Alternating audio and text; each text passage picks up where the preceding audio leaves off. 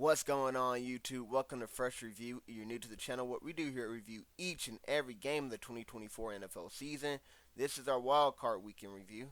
So this is our first postseason video. In the background, you guys going to see what I consider to be the game of the wild card weekend. The Washington Commanders take on the Tampa Bay Buccaneers, but we're going to go in chronological order here. So we're going to start this review with the Los Angeles Chargers taking on the Houston Texans. The Chargers had a really solid drive, kind of stalled out the end, and they settled for three. They get a quick turnover by forcing a John Mechie fumble, and what do the Chargers do? They settle for three again, so they get really good field position, good drive, good field position. Only come away with 6 points, so it's kind of disappointing. But they stayed with 6 points until the fourth quarter when they connect with a Lat McConkey play that went for 86 yards. It was on a 3rd and 26. So, third and 26. They're pinned back deep on their own territory. Game was kind of getting out of reach. Herbert connects to Lat McConkey, and then that got them kind of back into the game, but they are still down multiple scores, mainly because Herbert throws for 4 picks, and they also turn the ball over on down. So, too many turnovers here by the Chargers.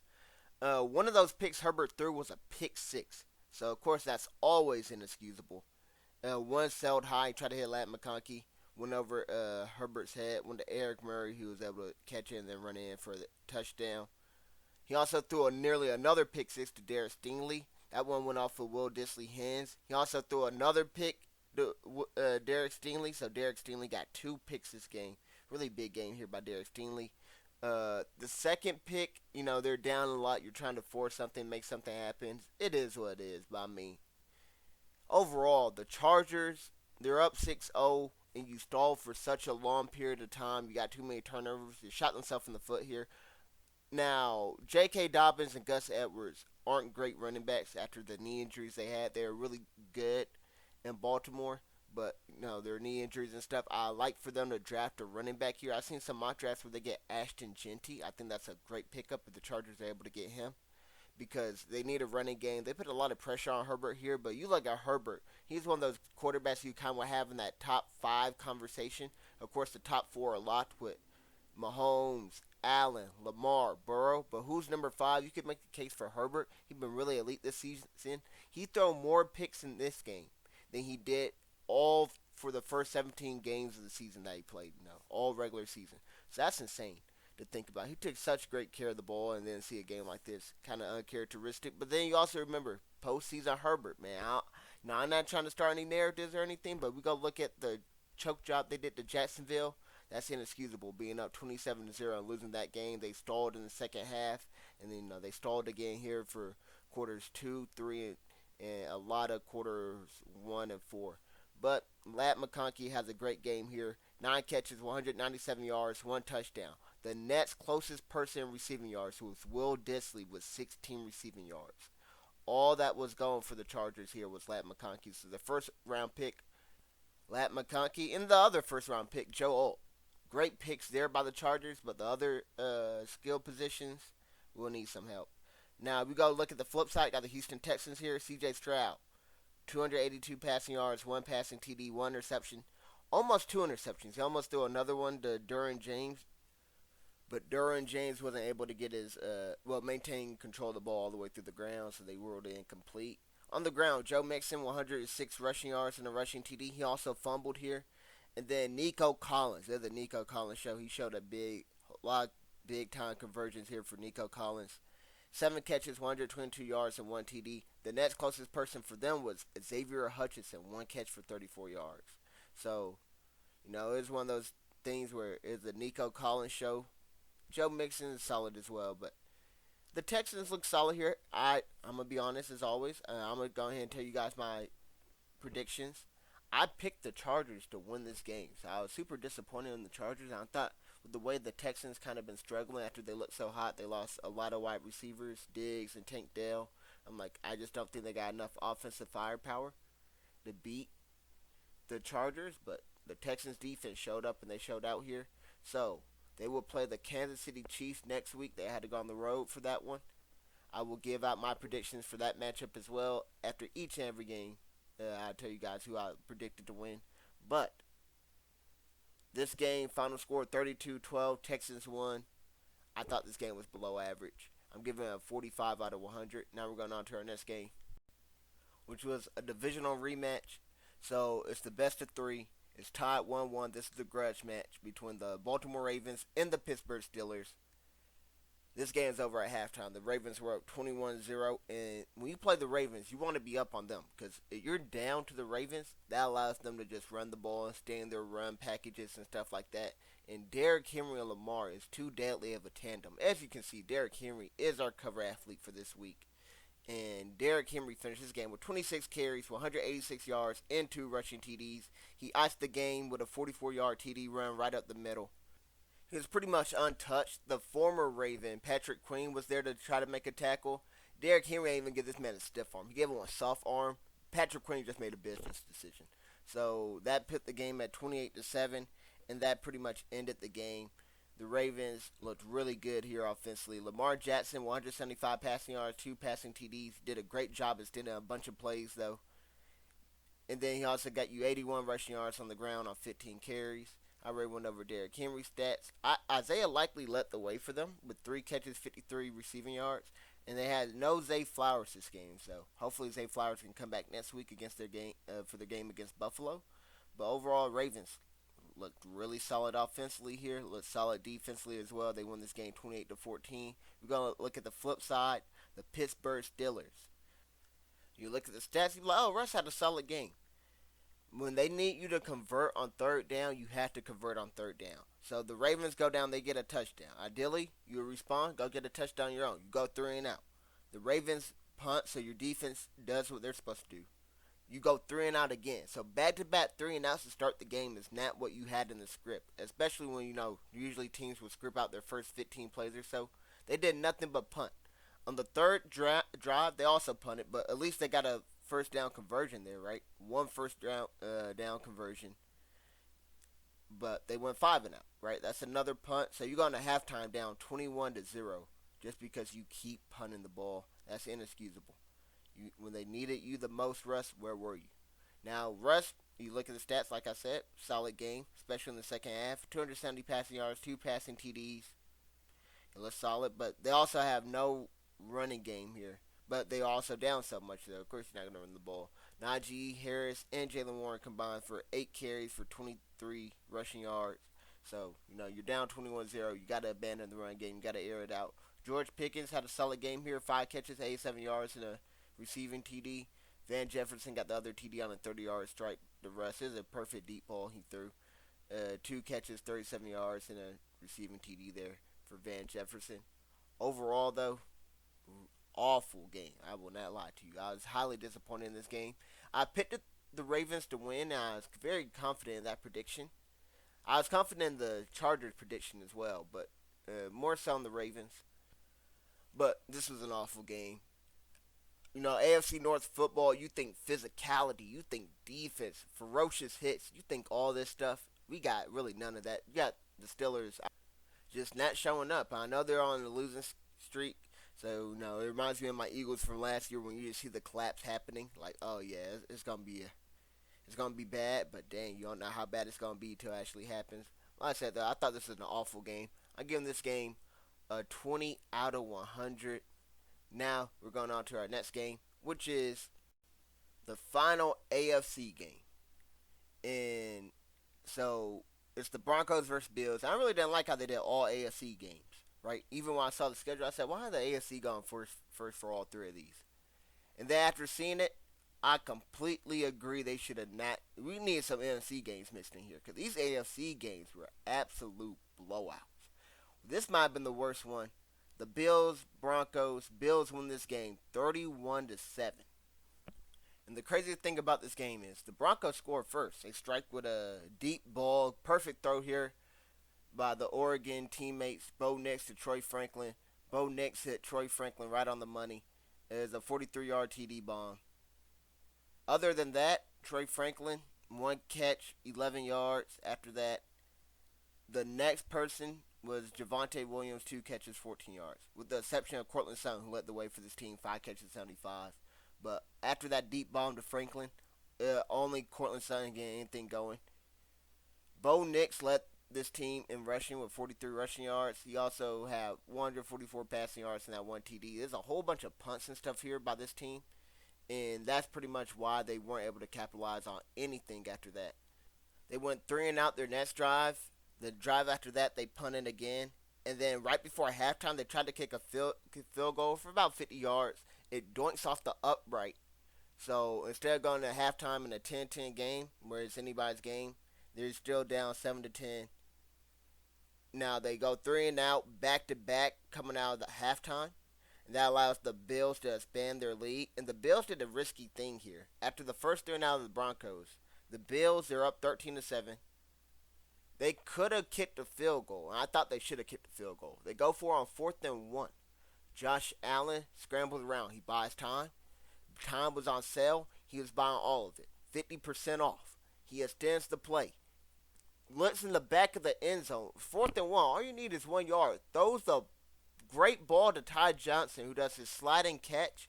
And I'm like, I'm not sure he's out of bounds or not by the time he possesses the ball.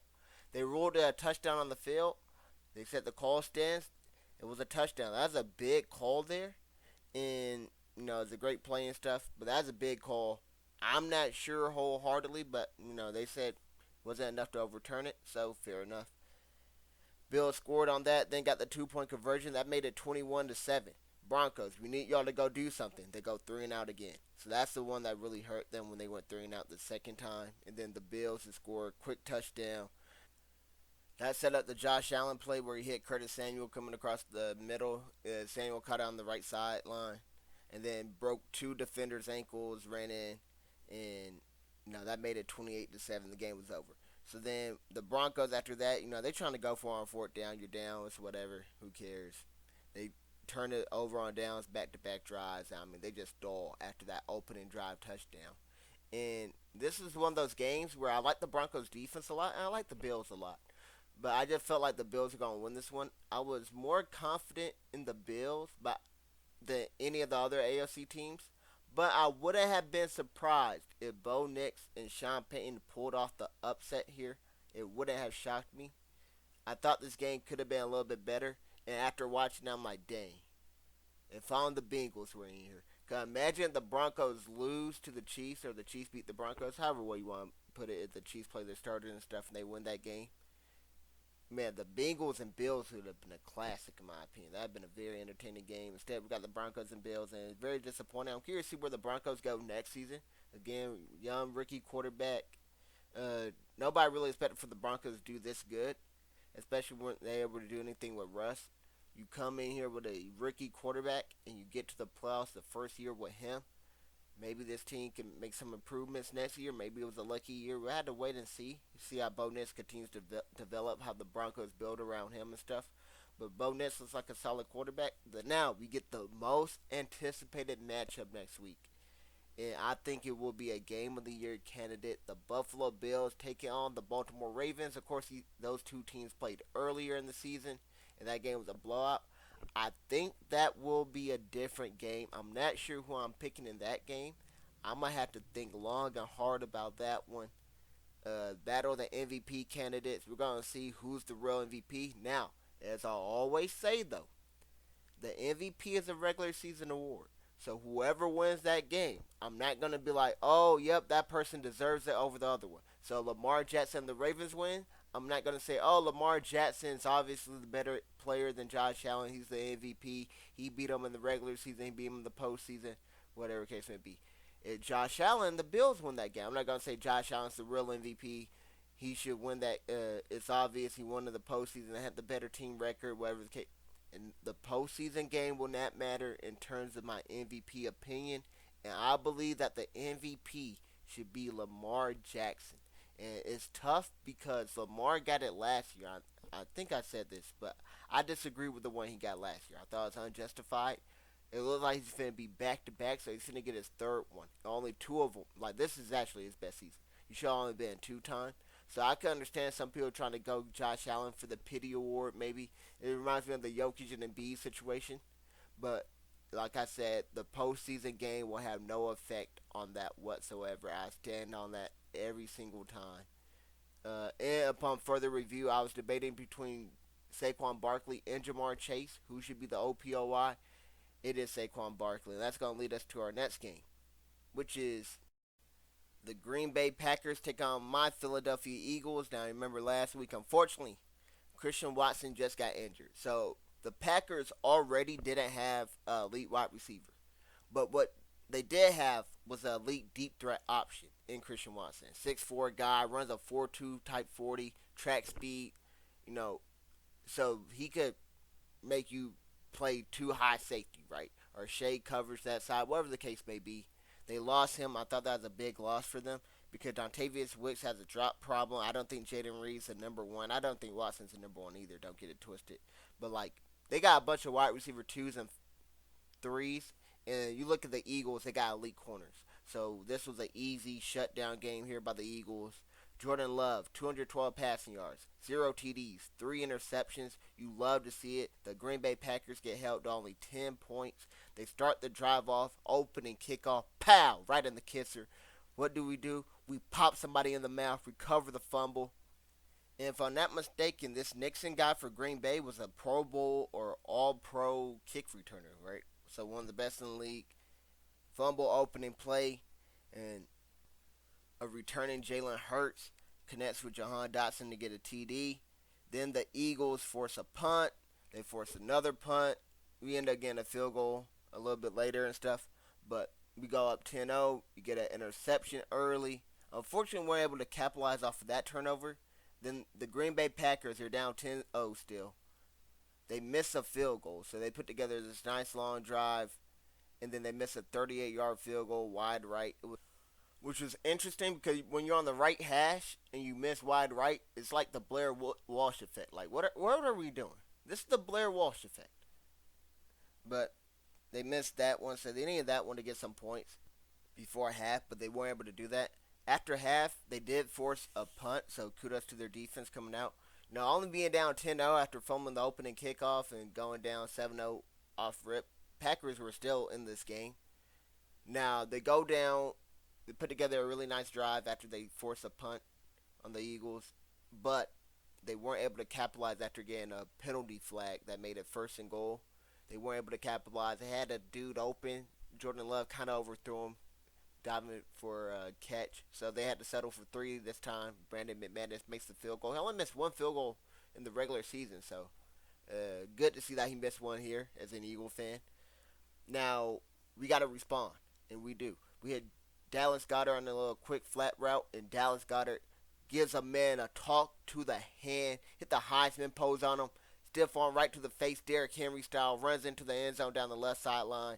That put the Eagles up 16-3. We did miss the PAT, unfortunately, but it extends our lead nevertheless. Josh Jacobs will have this great run that put him at the 1-yard line. It was initially ruled a touchdown. Like, this man just carried, like, he went beast mode. He just carried multiple defenders into the end zone. But we got him tackled right at the 1. So that was a great play. But they score on the next play with a just Josh Jacobs handoff. It makes it 16-10. We would get the field goal at 19, so make it 19-10. That pretty much ended the game. The Packers turned the ball over on downs since they're down 2 scores late in the 4th quarter. You know, you got to be more aggressive. They turned it over on downs. We got a field goal for that. Then they threw a pick. Now, what could we do here? We could hand the ball off to Saquon and have him have something. No, Saquon, the classy guy, he's not stat padding. And you took the over on some type of parlay. Saquon doesn't care. He's all about the W. He slides down. Could have took a 70-yard run to the house if he wanted to. Such a classy guy, Saquon Barkley. He might have threw somebody's parlay, but hey, it is what it is. He slides down after a 17-yard run, and we're able to take knees to end the game. So the final score is 22-10. And now Saquon, the dude that should win Offensive Player of the Year, he would be my Offensive Player of the Year guy, like I said, to be 100% clear. I do have him over Jamar Chase now. After I went and did some further research on it, I got to go Saquon here. He went 25 carries, 119 yards, didn't get a touchdown here. Devontae Smith led the way, 4 catches, 55 yards. A.J. Brown, only 1 catch, 10 yards. Now the prolific game here by A.J. Brown, but he didn't care, man. He's over there reading his book. We advanced. That's all that matters. Jalen Hurts, only 131 passing yards, 2 passing TDs. First game back from the concussion. We will need a better game eventually from Hurts. You want to keep advancing in the playoffs, but nevertheless, I'm not worried about it. Good game here. The Eagles Packers game opening week was much better than this one, way more entertaining. This one not very much entertaining, especially like I said, you look at Jordan Love, 0 TD, 3 interceptions. Josh Jacobs, 18 carries, 81 yards, and 1 TD. You take away that 30-yard run, Josh Jacobs had 3 yards a carry. It wasn't very efficient, but that 30-yard run was elite, though. I give him that. And then Jaden Reed led the way for them with 4 catches, 46 yards. So overall, thought this game was slightly above average.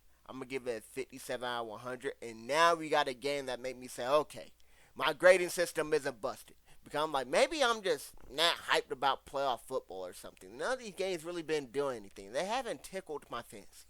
Then you get the game of the week here, the game you see in the background. Washington Commanders take on the Tampa Bay Buccaneers. The Bucks will get the ball, go down and get a field goal. It was a long field goal, 50 yards. Chase McMillan was able to make it though.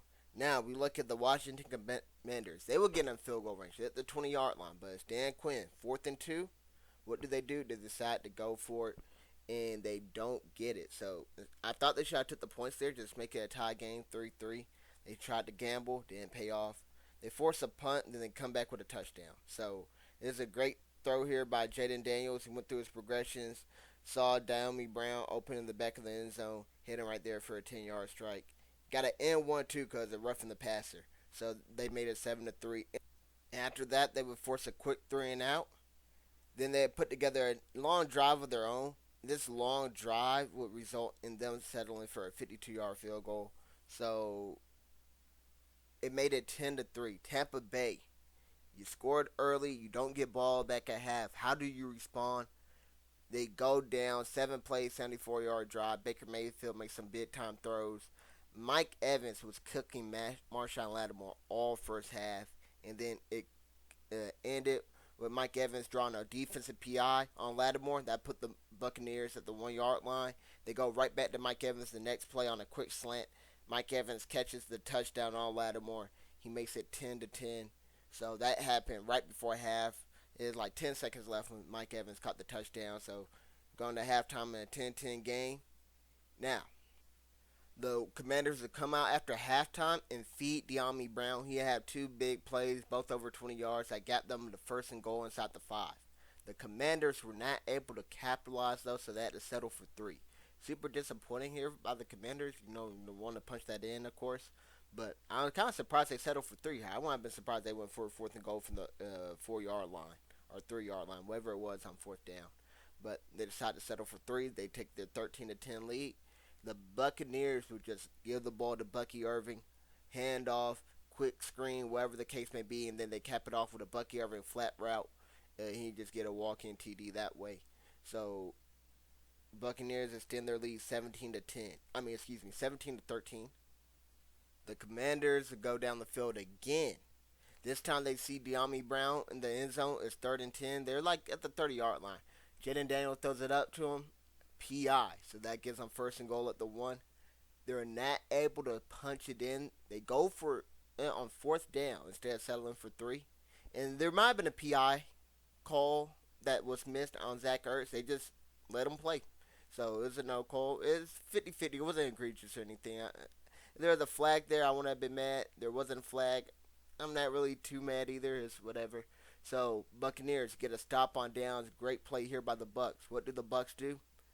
They turn the ball over deep in their own territory. Give the Commanders another chance. And I'm not sure if this is supposed to be a jet sweep to Jalen McMillan, the rookie, or a handoff to Bucky Irving. Or I'm not sure if Baker messed up, if it's on the rookies. I don't know what happens here, but they turn the ball over, lose the ball on an unforced error. And you hate to do that in the playoffs, and you hate to do that deep in your own territory. The Bucks did both here. So that allowed the Commanders to get great field position. And what do the Commanders do? They get stopped yet again. But they're aggressive. It's 4th down. They got to go for it. 4th-and-2 from, you want to get a touchdown here. You want to take a lead. You don't want to be 16-17 still down. It's, again, later and later in the 4th quarter. They decide to go for it from their own 5-yard line. And they get it. 4th-and-2 from the Tampa Bay Buccaneers 5. Terry McLaurin touchdown by Jaden Daniels. Nice strike here. With the Bucks down 3, they had put together a solid drive. They get third and inches from the 11-yard line.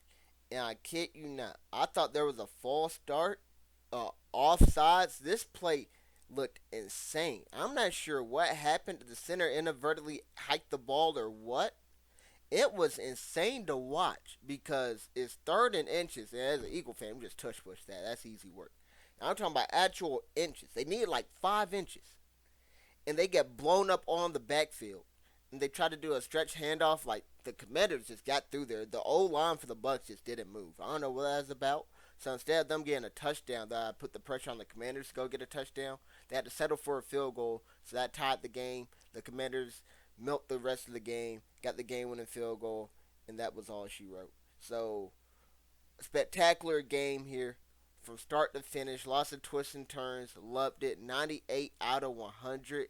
Football is still good, ladies and gentlemen. I was so worried about this weekend just being an absolute dud. Football is still good. Love this game. Now, let's go over some of these stats. Jaden Daniels, 268 passing yards, 2 passing TDs. Also leads the way with 36 rushing yards for his team. So over 300 total yards for him. Clean game here. Only got sacked one time for 0 yards, so that's really not even a sack. But De'Ami Brown, 5 catches, 89 yards, and a receiving TD. He came up big here. Terry McLaurin is right there with him, 7 catches, 89 yards, and TD. So both of those wide receivers did awesome. Now we go look at the Tampa Bay Buccaneers. Baker Mayfield, 185 yards, 2 TDs, but he did have that costly fumble that they lost. Mike Evans is cooking. Marshawn Lattimore, 7 catches, 92 yards, and 1 TD. Normally, Lattimore wins these matchups. I'm kind of surprised to see Mike Evans get the better of him here. And then Bucky Irving, 17 carries, 77 yards. He also chipped in with that receiving TD. But the Bucks, unfortunately, fall up short for them. Commanders from their first game in 20 years. This is another game I got wrong. I'm not sure if I said, but I did pick the Eagles to beat the Packers. I'm an Eagles fan. I'm a ride or die for them. I'm picking the Eagles every week, just so y'all know. But this game, toughest game to predict. I knew it was a true 50-50. I went the Buccaneers just because they were home. But shout out to the Commanders. I was not shocked about this game whatsoever. Both were really solid teams, in my opinion. This game could have went either way. Now, we're going on to our next game, which is the LA Rams taking on the Minnesota Vikings.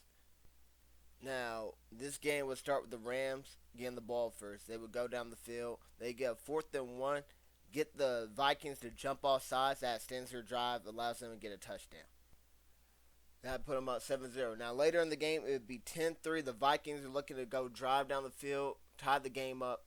A strip sack happens to Sam Darnold, and Jared Verse picks up the ball, dives into the end zone. It is 17-3, and that's pretty much game from there on there. The sacks just kept coming all game long. Sam Darnold was seeing ghosts. I think this man, the cover athlete, talking about the Ghostbuster. This man was seeing ghosts. The Vikings lose this game 27-9.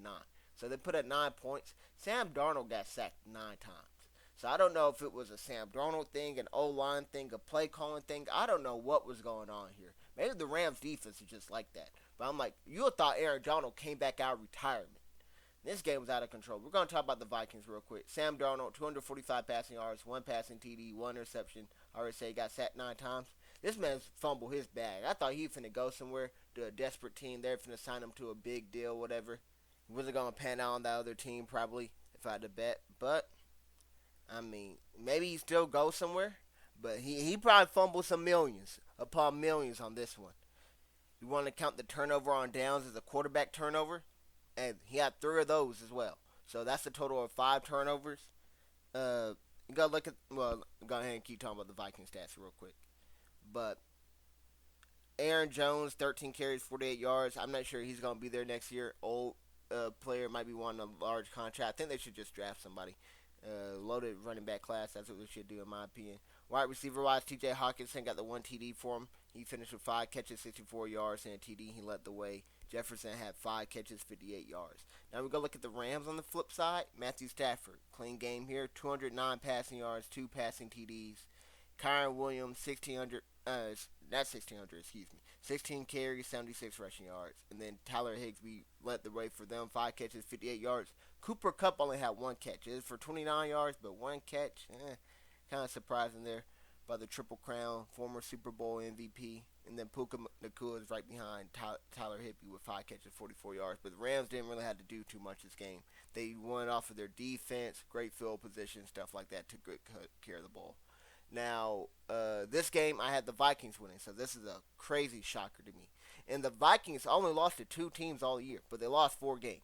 They lost to the Rams twice, and they lost to the Lions twice. So I thought they kind of got some revenge here on the Rams after they didn't get on the Lions, but I was sadly mistaken. Now for predictions, I went 3 for 6 this week, so it's not the best, it's not the worst. I did underestimate the LA Rams' performance here. They played after the game had to be moved to Arizona because of the LA fires. They played with a heavy heart, and they definitely balled out here. So kudos to them. But I mean, I'm gonna need them to play like back like the LA Rams when they play my Eagles, right? I need that LA Ram team from like week 12 when Saquon got his other cover athlete. But that's going to conclude this video. So as always, thanks for watching. Hope you guys enjoyed. I hope to see you guys on the next one. Please leave your guys' prediction for the wild card weekend. How did you guys go? 6-0, 5-1, 4-2? Do you do better than me? Do you do worse than me? Let me know who you got down below.